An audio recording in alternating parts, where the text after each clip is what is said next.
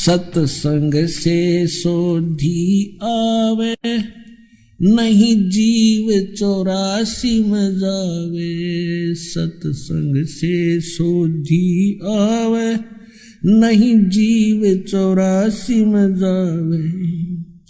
अब मेटो द्वेष और राग, हो राग या उम्र बतेरी जाली। अब मेटो द्वेष और राग, हो राग या उम्र बतेरी जाली।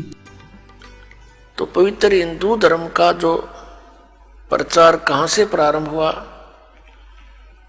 आदरणीय आदि शंकराचार्य जी से हुआ।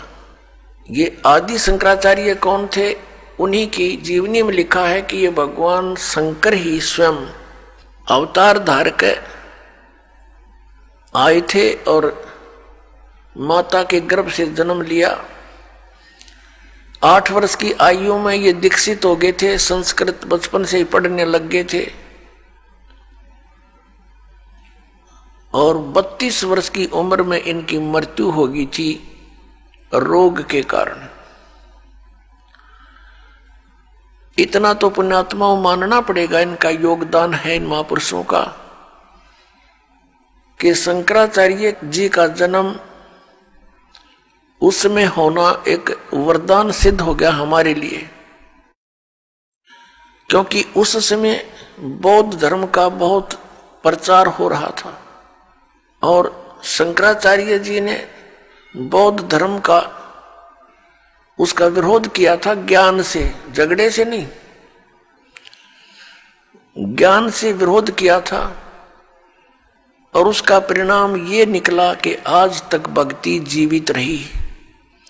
यदि बौद्ध धर्म फैल जाता भारतवर्ष में तो पूरा भारतवर्ष नास्तिक हो जाता। बौद्ध धर्म फैला चीन में, पूरा चीन नास्तिक हो गया। इसी प्रकार पुण्यात्मा, यदि उस समय ये पुण्यात्मा आदि शंकराचार्य जी नहीं आते तो आज हम राम का नाम भी नहीं लेते। लेकिन बात वहीं रही कि आसमान से गिरे और खजूर में अटके, फिर लाभ क्या हुआ? शंकराचार्य जी ने हमें क्या ज्ञान दिया कि जीव ही ब्रह्म है। फिर दूसरा ज्ञान क्या दिया कि श्री शंकर भगवान परमात्मा है, विष्णु भगवान परमात्मा है, शिव भगवान परमात्मा है, ब्रह्मा जी परमात्मा है। ये अविनाशी हैं, इनकी जन्म मृत्यु नहीं होती। और ये इनके आदरणीय शंकराचार्यों के ये पूज्य इष्ट भी हैं, रामकृष्ण, श्री कृष्ण और भगवान विष्णु, भगवान शंकर आदि। ब्रह्मा जी की तो पूजा ये करते नहीं। आज का जो सत्संग आपके लिए रहेगा कि सत्संग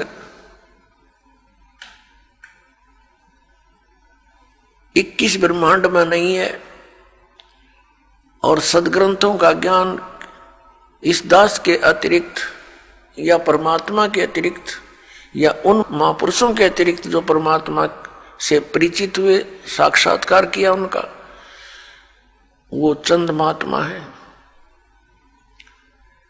पूरे विश्व में उनके अतिरिक्त पूरे विश्व में ज्ञान नहीं, अध्यात्म ज्ञान नहीं, उनको वेदों और शास्त्रों का ज्ञान नहीं।